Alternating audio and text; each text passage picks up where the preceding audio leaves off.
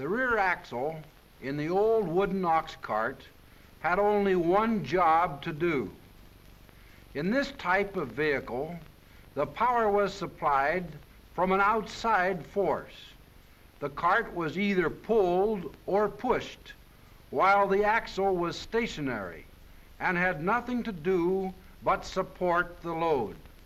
With the coming of the automobile, it became necessary to transmit the power of the engine to the rear wheels.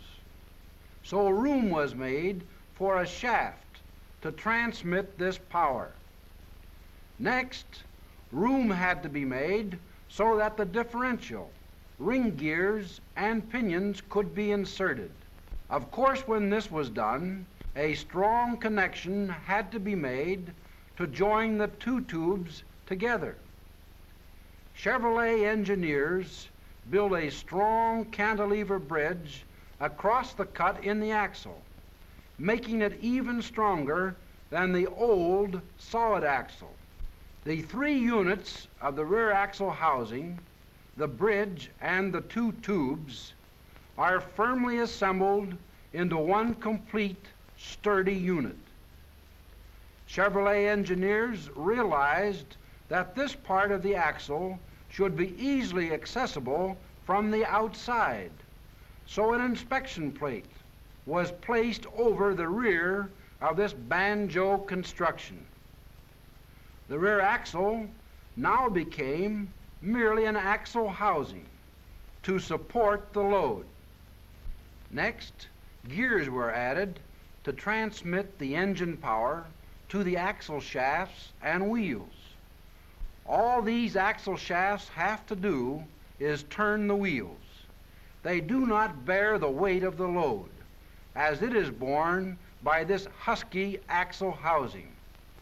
One of the outstanding features of Chevrolet's new full floating rear axle is the barrel-shaped roller bearings, which are entirely self-aligning. Because of the barrel shape of these rollers, they form only a small area of contact with the races under normal load conditions, reducing friction to a minimum and keeping the rollers in exact alignment.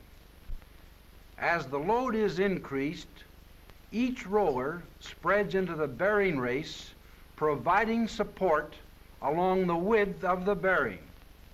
When the load is decreased, again the area of contact is decreased, so that the capacity of the bearing is always in proportion to the load.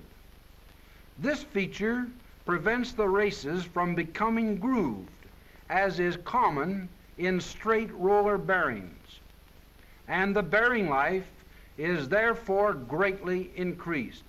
In order to show you the action of these bearings, this drawing has been greatly exaggerated.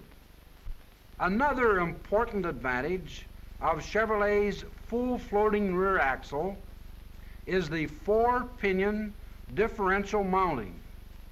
This means that any load is spread over 4 teeth instead of only 2, and ensures less strain on all parts and longer axle life.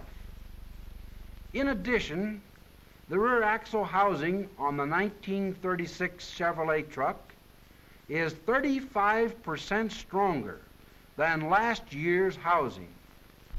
In fact, this housing alone is stronger than the combined strength of the housing and shaft in previous models. This new, heavier, and huskier rear axle housing with inspection plate, together with the new exclusive self-aligning bearings, combine to make this full floating rear axle the finest axle ever built into a truck. With this construction, axle shaft breakage is extremely remote. But should it ever happen, the Chevrolet full floating rear axle permits easy removal and replacement of either axle shafts without taking off the wheel or removing the load.